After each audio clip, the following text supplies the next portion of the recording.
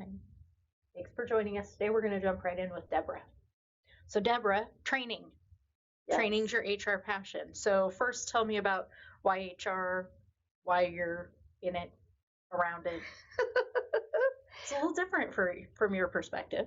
It is. And oftentimes I had people say to me, how did you get into HR? And I'm one of those people who, it wasn't on purpose. It was much more accidental. And yet when I tell people that I started in HR when I was in high school, then they sort of don't believe me. So if you're willing to indulge me, I started in high school in HR with the Junior Achievement Program. And way back then, it was a much different program and a much different kind of scenario. But that's actually when I started doing personnel work.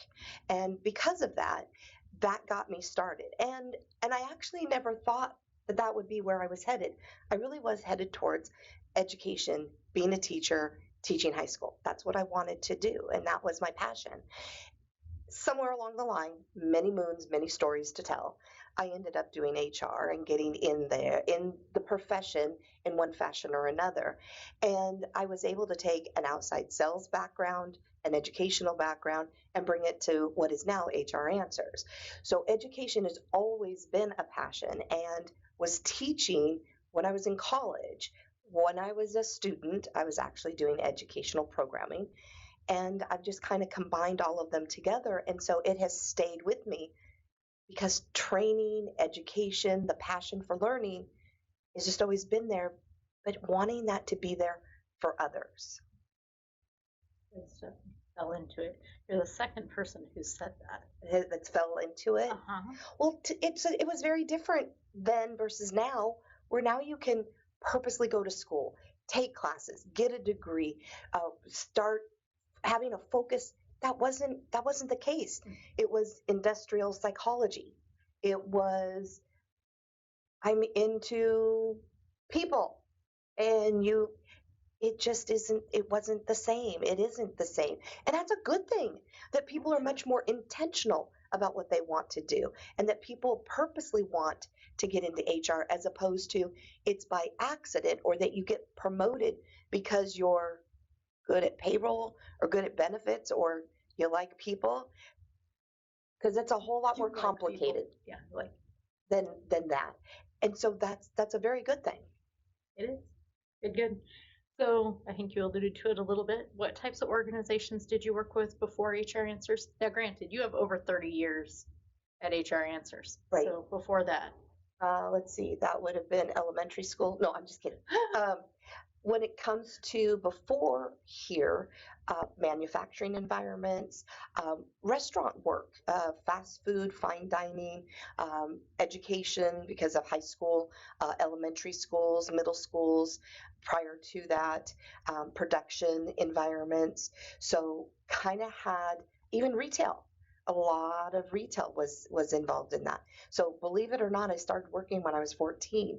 So I've had a lot of experiences before I landed here and put in the decades. And they keep coming. They do keep coming, which I appreciate. So what type of organizations do you work with now? Or have you worked with in your time at HR Answers? Judy says it's easier to say which ones you haven't worked for. I would have to agree with that statement. I think Judy's a wise woman. Yeah. Yeah, probably it's easier to truly say what haven't we done.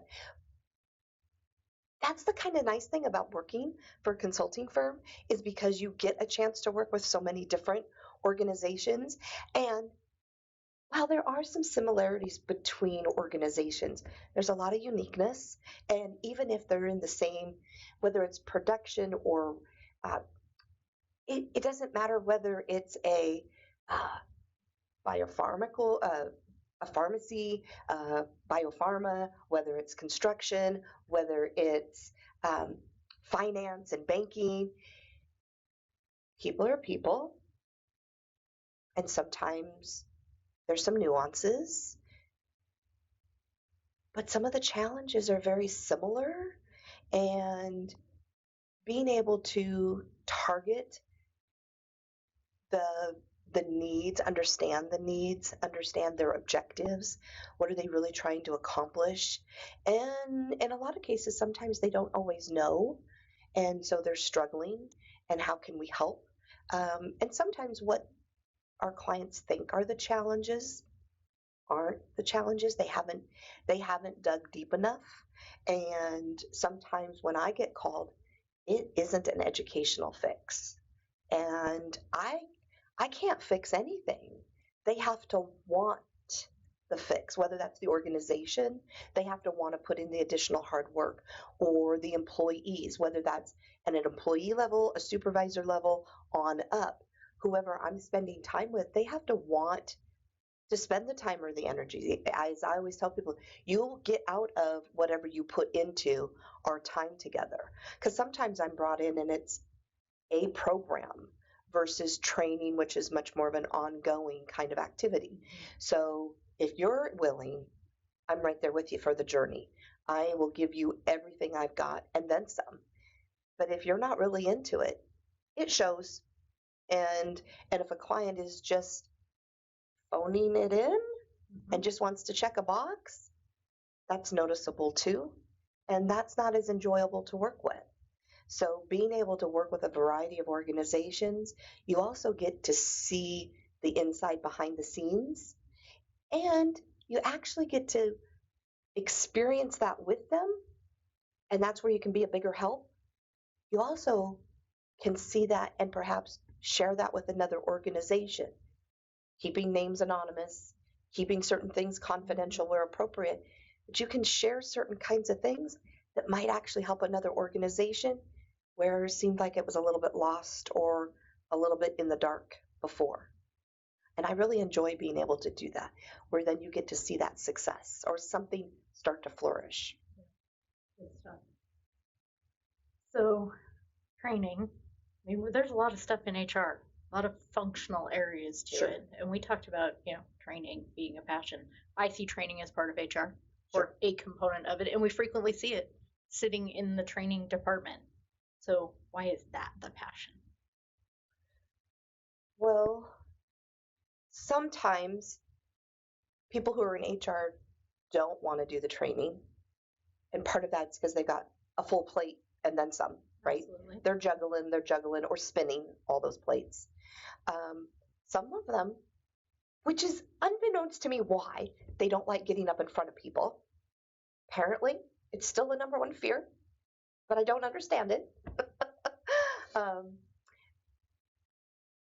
It really just gets back to when you can see the light bulb go off for somebody and they're like, I can do that, or I feel more comfortable doing that. When it comes to working with an employee and they feel more confident in something, when working with supervisors, and which, quite frankly, they're the bedrock of an organization. HR touches on so much. There's such a foundational piece when they're working with managers and supervisors, or when they're touching employees. Or maybe I should rethink that phrase. Appropriately touching. Working with. They can make such a difference. When people take a chance on, when people invest in someone else, that's huge. That pays off in spades. So when we think about HR making a difference, that educational component, whether that is facilitating the education, facilitating delivering, or facilitating to bring it in to make it happen, because education can happen in so many ways.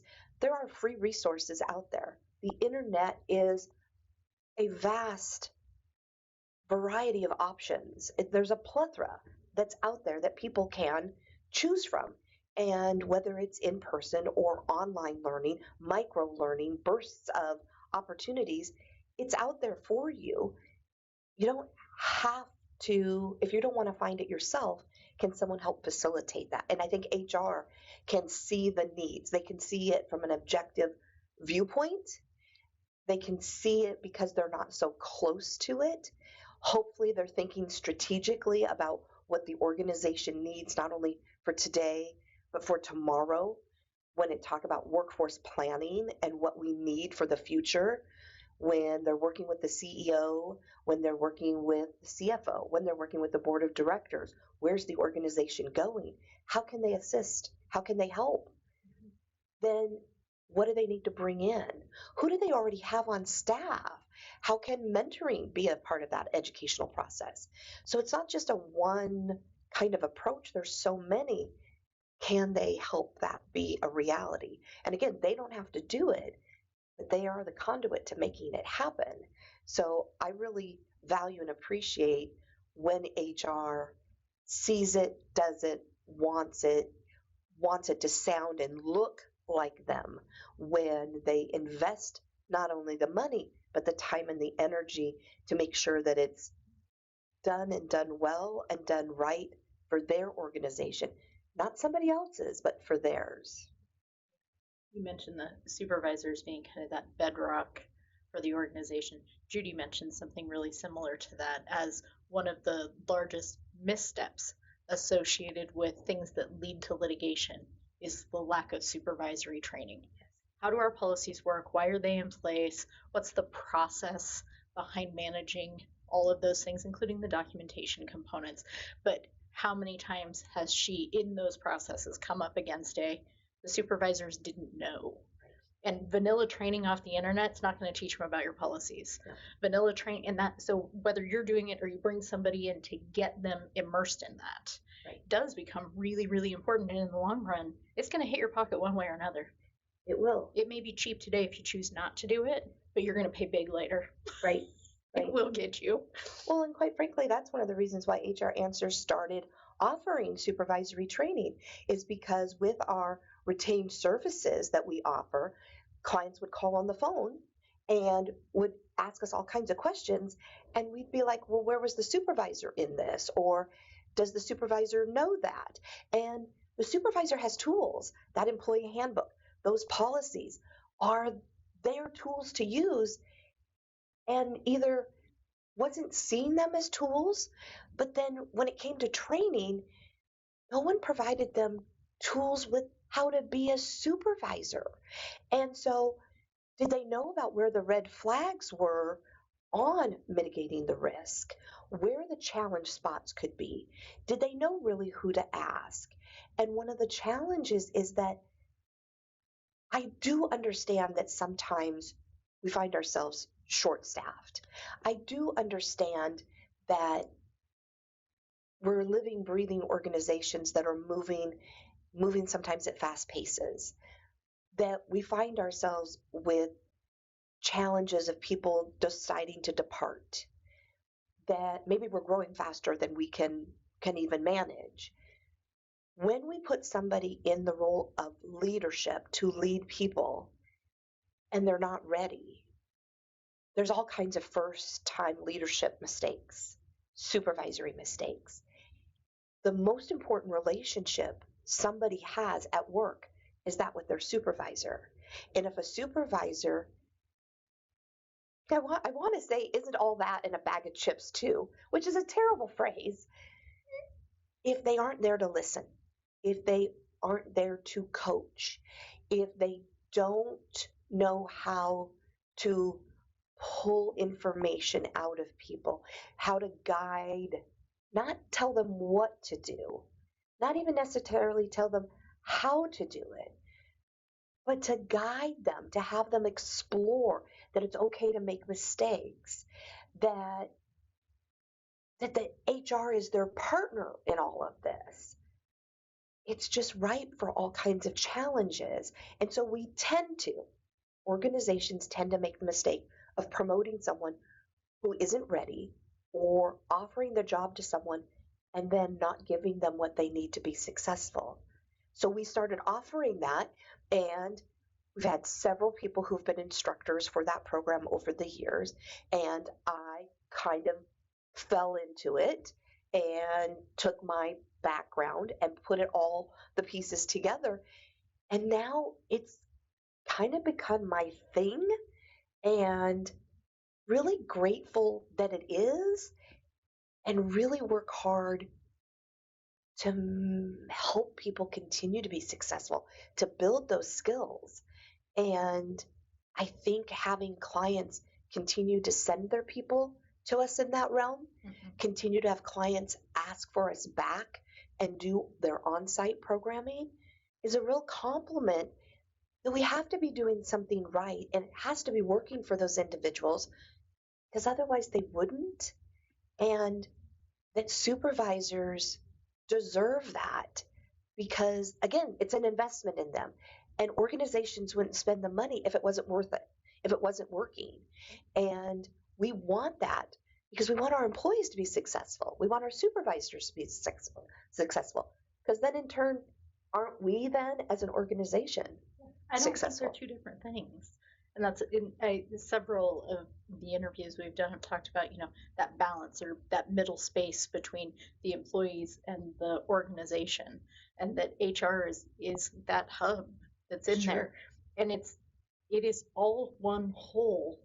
So if one part's failing, isn't the entire process, the entire picture, not quite where we want it to be? Right.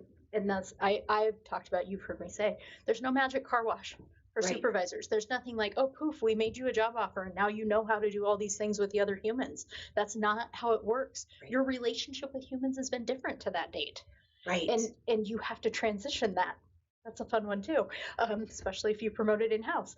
But reaching out, having the resources, letting HR help you with those resources is huge. Right. Huge part of it. Just even knowing that there's that transition and that there's should be what I call the elephant in the room conversation. Yes.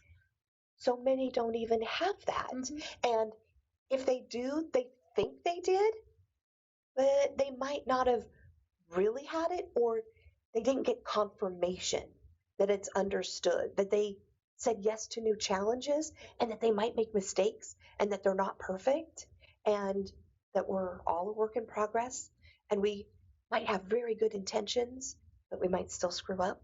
Yeah. I didn't actually just get to the top of the mountain with that promotion. I'm starting over again at the bottom. That's really the dynamic that's playing out there. Right. A little scary. A little scary. A different kind of hiking boot for that. Yes. Yes, yes. Okay. So, what do you think are the main considerations HR professionals should keep in mind when thinking about training for their organizations? Ooh, so much. So in some respects, where are people at now across the board? Everybody, what do you know? What are your strengths, and what is it that you need? What is missing? And that's where are we now with our current staff, and then anybody new that's coming on board, right? So where are those gaps, and then what is it that we need to do, and then what are ways to be able to do that? There's no doubt that we have a skills gap for across the board for all organizations across the country. So in your organization, where are your gaps? And do you have people who can aid others, whether that may be more of a mentoring, it might even be reverse mentoring in some fashion or another. So then what are the ways that we might be able to then close those? Is that a formal class? Is that bringing something in? Is that something that you're offering? Do you create, a lot of organizations create their own universities.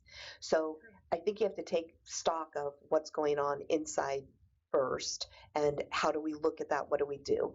Where's the organization going? What does that look like? And be honest with ourselves about what we have and what we don't have.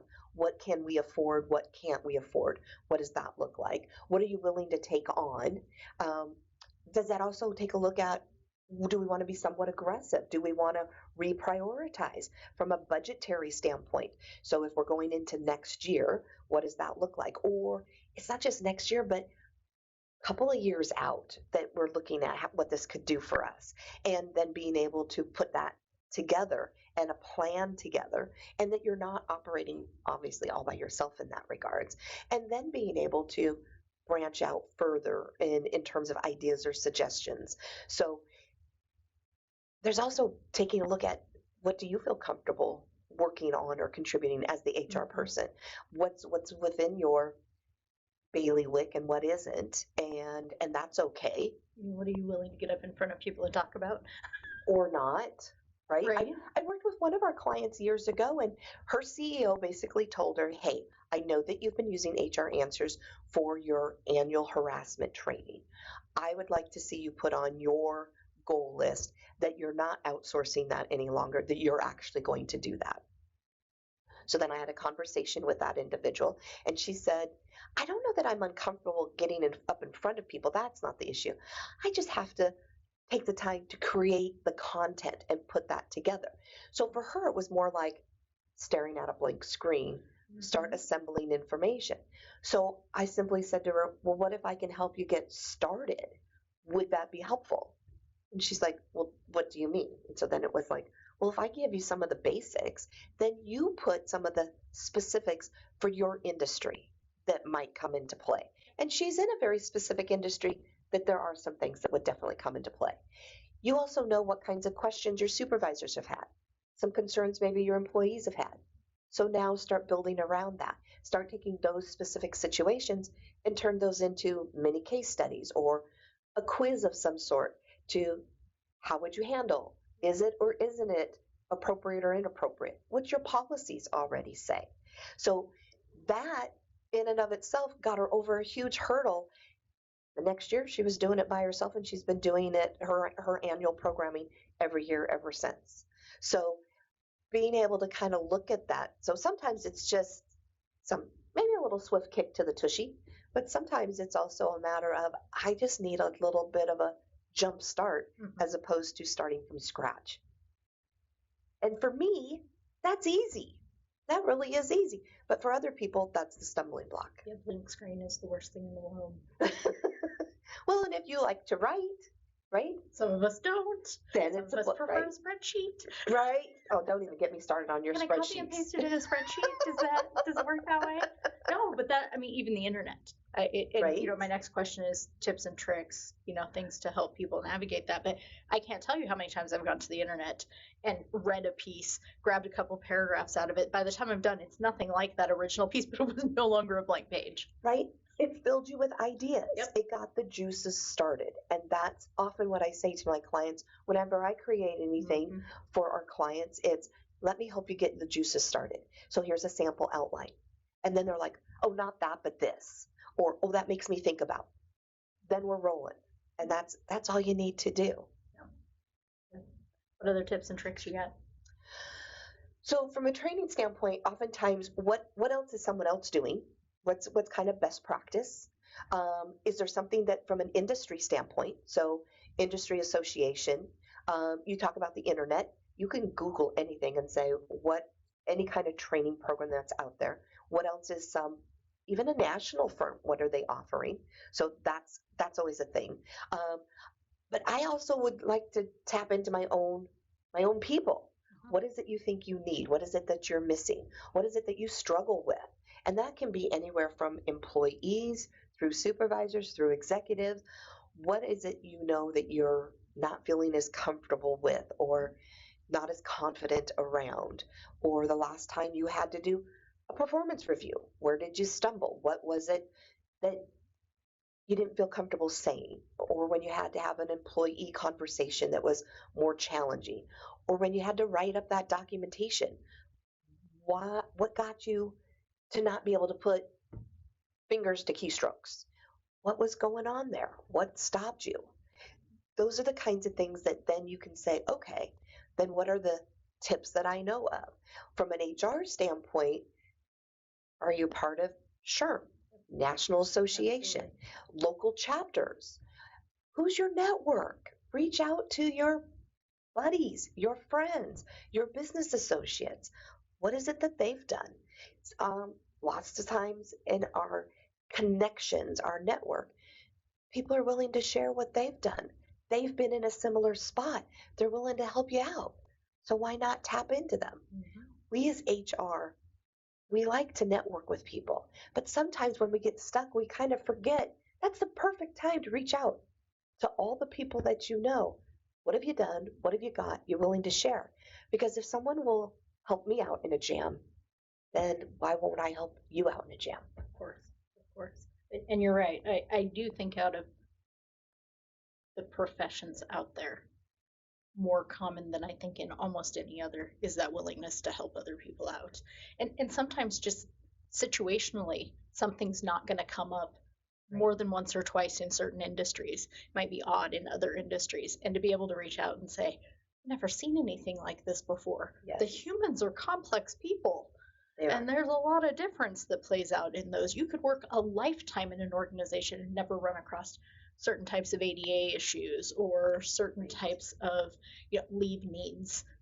Wonderful if that's actually what you experience and not because you didn't know what it was. But I Right. mean, wonderful to not have to be there. But when you are, oh my gosh, Yes. how in the world do I handle that? Yes. Well, and I spend a tremendous amount of time in between all of my work activities. I look at free webinars on certain topics, and all you have to do is go into my office and see all the books, real life books, real life books, With pages and everything. pages, paper. Um, but I utilize that for a lot of resources. So, and yes, there's a lot of books that are electronic that you can use as resources. And so those are things that I cross reference all the time in terms of suggestions or ideas or concepts that's then how the juices get flowing for me. So all of those things can be starting points for whomever, whether you're early to the career or a seasoned professional. And don't forget TED Talks, right? Yeah, TED Talks are great and short. They are. Which is nice. I mean, I'm all about listening to a book on my way home, so on and so forth. Not Yes. that traffic's horrible anymore, but still, I don't have the drive some people have. But Right. that's where I learn and listen. Yes. Is while driving. Yes. It might not be my smartest thing because I can get fairly engaged at times, but I'm a commuter. I've got at least 30 minutes on a drive home or drive to work. Get a lot accomplished on audiobooks. Yeah. Absolutely. Yeah. My personal rule of thumb with do I have enough information on this lately is if I've gotten at least 5 blog posts about the same topic and they all have a similar concept, I've probably now read enough. I do not understand an HR professional who isn't signed up on listservs. Right. And I get people to tell me all the time, how do you manage all of that in your inbox? I'm like, how do you know anything if you're not? I just, there's so much information to digest. There's so much opportunity. Well, and yet I think that if I can, diverge a little bit, that is one of the compliments that we get here at HR Answers. But then that is something that we do intentionally, is we have to stay up on things, because if we don't, that's a detriment to the profession, to us, but to our clients. And so if it isn't 5 blog posts, if I'm not seeing something similar topics, then how important is it? Yeah. So if I'm seeing something multiple times, then that tells me that's probably something to be paying attention to. Is that something that's coming down the pike? Is that something that then we can share? Is that something we can educate that says this is something you probably should start paying attention to? How does it impact your business? Will it impact your business? And don't you want to be on the front side of that? Isn't that something that you can take? Now, I'm having a thought here midstream. Did Judy talk about her environmental scanning? She did not. She did not. Now that's something that Judy often talks about, is that environmental scanning of all kinds of bits and pieces of information, right? And how does it plug into where you are, what you're doing, where you're doing it, your business. And that's something that I'll share with supervisors. Take it to the next level. HR people, you want to be talking business, you want to talk to the CEO about what's going on in the world, pay attention to what's going on in all kinds of places. And does it tie back? Is there something there that we should be paying attention to from a business standpoint that's going to impact us, that's going to hit us, that's going to hurt us, that's going to help us in some fashion? And if it is, can we get on the front side of something? Is it something to just monitor to some extent or another? And that's the kind of thing with HR. It's coming out. People are talking about it. Is it something that's being talked about at a legislative level? Is it something that new rules are being talked about? Whatever that is, we need to be on the front side of it as opposed to be the reactionary side of it. Well, which all of us experienced with COVID. We had no choice but to react in those. But early identification leads to assessment and acceptance. But if you aren't getting that early, you're missing that time frame to do all that absorbing change and our natural fear of it, dislike of it, all of those things. Even if it means something good, it is still having to plan for how do I make that work in whatever's going on. Yeah, the blogs. The best part is, Judy and I still swap emails on the, hey, Lori, did you get this one? Yes, I'm signed up for that blog. I think we're good for that. Yes. So, but we do 2 or 3 times a week. I get messages where, hey, did you read this one? Yep. Starting to feel more confident. I have all the good Judy blogs on my list. There you go. Well, and as a staff, we have a couple of those that are crossovers, and that's good, and yet still unique ones. Absolutely. And that's sharing. And we're fortunate enough that we have that going on. Now, if you're an HR department of one, where are you supposed to get all that? You sign up for us. And that doesn't cost anything. You can just sign up, and then you get this information just kind of shoved out to your inbox. From our newsletter, our alerts, right? Exactly. A little self-promotion here, I think, maybe. Forgive us. Okay, we'll move on then. So missteps. What are some missteps that you've seen around training? My first, and the one I hate the most, is budgets are getting tight, we cut training. It's one of the first areas. Stop doing that. Right. Yeah, no, that's a big one. I mentioned earlier, quote, fix. I still remember someone walking me out to my car after a training program around communication. She was the executive director of a not-for-profit, and she said to me, "Thank you so much for fixing them." Okay, we just spent 3 hours together, but I didn't fix anything. Maybe you gave them a good toolkit. Right? They're still going to have to pick up tools. I hope that I gave them some tools to work with. So you can't fix anything in a single visit of a program, which is why I believe in training, which is ongoing, which is why I think sometimes people get maybe a little bit nervous in some of my programs, my training programs, because there's homework usually that's assigned, because that's to help things keep flowing and going, to reinforce, to practice what we've been talking about. And I think missteps outside of not spending the money, or you think that it's going to fix the first time out, is when you think that when we're done, even with the class or the training, that it's done or that it's good.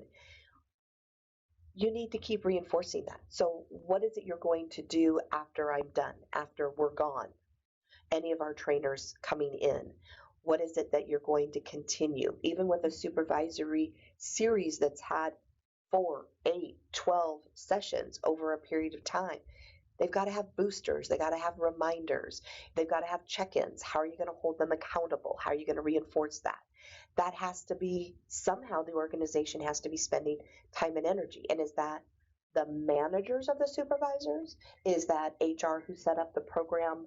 I don't see that it's HR's responsibility. They could facilitate, but it really is bigger and deeper than that. Well, isn't it their performance, ultimately? Isn't that the supervisor's performance? And if we're managing that, then wouldn't it be their upline that's responsible? That we would see it, that we would hear it, that we would acknowledge the change, the improvements, the feedback from employees is different, better, somewhere along the lines. So regardless, because we do such a variety of different topics in terms of programming and delivering that we should see all kinds of feedback and different levels of that. So that can be a misstep, and that there isn't then the follow-up afterwards in terms of how did it go, or what was your takeaway. So often I get asked, do you have an evaluation form? And it's like, sure, I can give you a generic evaluation form. What is it you wanted to see? Remember our objectives and our goals at the beginning of what I asked you for. That should be part of yours at the end. So then what are you going to do as follow-up? So that can be a misstep if there isn't any follow-up, right? Because I think sometimes it's checking a box, and that's, I get it. It's a compliance thing, maybe. Maybe it's an outcome of some kind of judgment or lawsuit or some kind of something that came out of. But I want more for them than that. So that can be a misstep. And just throwing a little bit of time or throwing money at something, then it's a waste. It's not good use. It's less likely to have a larger impact. Exactly. You may have gotten 1 or 2, but there's absolutely nothing worse than saying this is what is important to us, investing money in it. And that was only good for 30 days. That was only Right. good for the 3 hours that we were in the room because nobody really has the time to move that. It's sometimes the first step Right. in a movement towards something different, but it's Right. only the first step. Yeah. The ones that I've seen that have been very successful, one that comes to mind is, Well, and you're going ahead because success oh, story. I'm sorry. I was, That's okay. Yeah, I'm just. okay. So She's a nice student. pretend the question's been asked. That's right. Well, one client that I recall, when we were doing ongoing training with them, is that their group of individuals that were in the program met in between sessions and took away and said, what did we take away from that? What did we learn from that? What could we use from that program going forward? So they were taking the program in between times and utilizing it to continue to do it. And I've actually seen nobody facilitating that, the group in class do it on their own. That's nice. And that is a huge compliment to the people in class, right? They see the need, they have the desire, the motivation, and then they want to share that with others. So being able to do that, I've seen it where people say we're going to have quarterly follow-ups, right? And that tells me that something is resonating with them. And that makes me smile. That makes me happy. It's people investing in themselves at that point. Right. That's really great. Yeah. I like it. Okay. What skills do HR professionals have to execute this? Just the Nike phrase, just do it. I love it. Well, listen, right, in terms of that. The leadership competency of following through and doing it, lead by example, having the conversations, the hard conversations, going to bat for things, but reaching out to the populations to find out what the needs are. Sometimes recognizing the needs that people might not talk about, might not reference to people. And I think that, if you've got a somebody, I still remember, and maybe I'm backtracking for a moment in terms of a success story. I still remember the gentleman who stopped me at an event that we were both at. It was a personal event. It was a not-for-profit having a fundraising event, and we were both there. And it was Halloween time, so we were in costumes. I don't even know that I'm going to be real honest with you. I don't even know that I recognized who he was because full face of makeup and a costume that had a cape. I, I, he recognized me and he came up and he says, "Aren't you Deborah?" Like last time I checked, yes. And he's like, "Aren't you the person who teaches that class?" Like, yes. And the short version of the story is he was at this event and able to be there and make a donation because he was making more money. And he was making more money because he had gotten a couple of promotions. And he'd gotten those promotions because he had been doing a better job of supervising. And he told me that the skills he learned in my class made all that difference. And maybe it was the beers talking. But I got a little emotional. I think he got a little emotional. That's why I keep doing those things. Talk about a light bulb moment. Right? And that he was then able to help others grow and develop. So one, why wouldn't you keep doing it? Two, it's making a difference. He's telling other people inside his organization. That means his HR people are listening, right? Because he found something that was successful and he's saying more about it. So they're listening and they're continuing to offer and do good things inside their organization because he found something that was paying off. And they're not necessarily always using HR answers, they're using tools that he found, right? So being able to pay attention to that for HR professionals, what is it that you can do? Whether it's time, budget, what restrictions do you have? What restrictions don't you have? Don't allow them to be restrictions. go for it. What can you do? So don't have that stumbling block of, we can't, I'm not able. What can you do? What could it look like? Go with the what ifs. We were to invest or take a jump, or, because here's the deal, a little known fact. If you just spend 10 minutes a day in educating, so any person for themselves 10 minutes a day, or if you're a supervisor working with somebody, 10 minutes a day, for a course of a year, that's like 40 hours of time, which is the equivalent of a college class. Yeah. It has the compound effect of adding up. Mm-hmm. 10 minutes a day. A little less internet surfing, any number of things. Can't we find 10 minutes a day? And that would be investing in yourself. That would be investing in others. So I think HR can do that for the people that it works on behalf of in some fashion or another. Well, even if that was just it, which is the thing HR can do, is make sure that everybody has 10 minutes a day, right, to do something educational for themselves or for others. I mean, that's not a lot. There's water cooler conversations that take longer than that. Heck, trying to figure out how to use the new online tool takes longer. Right? I mean, yeah. So there's opportunities. Mm-hmm. So, and there's people out there who will help you if you have questions. There really are. So as you hopefully can kind of sense, I get passionate about learning. I like to learn. And it can keep me up late at night. Mm-hmm. It can keep me at the office longer than maybe I should always be here.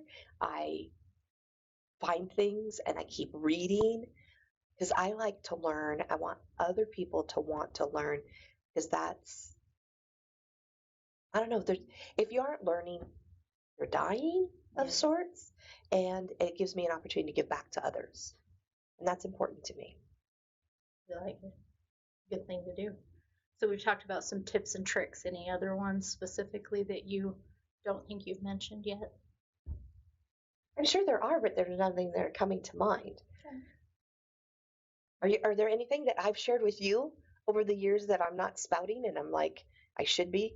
No, I think the one that I really like the most, especially when people are worried about budgets and time and stuff like that, is to work with a group of your peers.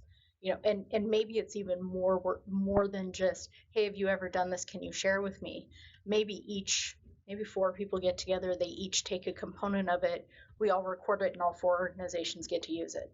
Sure. You get lots of perspective associated with that, and just really leverage those willing participants to help out with things. Mm-hmm. Everybody's got to have an equal share of that, but when it gets right down to it, this is where you can maximize on things like, man, I'm really good at this one topic, but I'm not very good at that topic. I'd be happy to help you out with this, but can you help me out with that? You know, play that game. And most organizations would be willing to exchange the time. Yes. Of individuals to get the greater benefit of 2 people's knowledge over 1. Yes. And I think that's pretty huge so for organizations. Building like a consortium of sorts, yeah. Right? Together, kind of informally or formally, mm-hmm. Right? Yeah. I mean, there are, in the HR space, we know, SHRM's got some great stuff. They've got the SIG groups and other networking components. But really, when it gets into the stuff in your organization that you're trying to put forward, there are all kinds of manufacturing firms out there. They are just a very different type of industry versus maybe fast food or the just-in-time food type service organizations versus fine dining or hospitality. Those peers, you know.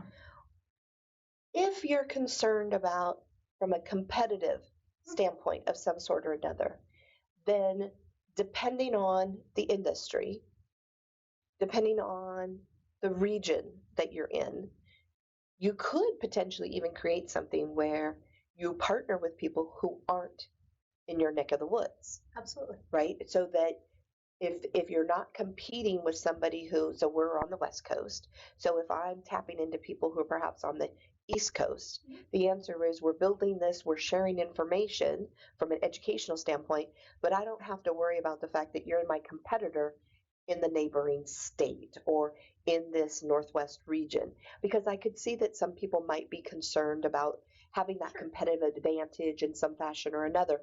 But if that is not my concern because you're in Florida, then that would be a way of being able to build that, have that, continue that networking, and not be worried about the fact that that could be my differentiator and still. Yep. There could also be the core delivery of information is the more globalized piece.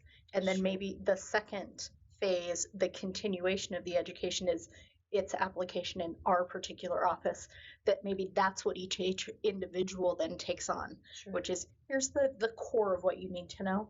Here's how we do it. And that is more personalized and that's more specific to the organization. Yeah. So think about breaking it apart. Right. Keeps the training going too. Yes, indeed. So well, and lots of ways to get there. Depending on how much of that there is, then that's one of the newest, I wouldn't necessarily say new, but trends in terms of more micro learning, smaller segments, smaller amounts of time that are more digestible, easier to build into your schedule, because people are harder to take away time to do things. But if they can do it on their own, or and again, people working remotely, depending on the environment, then that is a little bit easier budget, easier time frames. That would be easier too. Yeah. There's a lot of ways to attack it. Now we're also happy to do training for you, but well, always, yeah, always. we just love that. So, okay, last question. Oh, okay. Everything you've learned in HR. Everything I've learned and in she HR. Still says she's not an HR person, so that is a true statement. We'll just stick with that for a second. What's the one piece of advice that you would share with other HR professionals? Just one.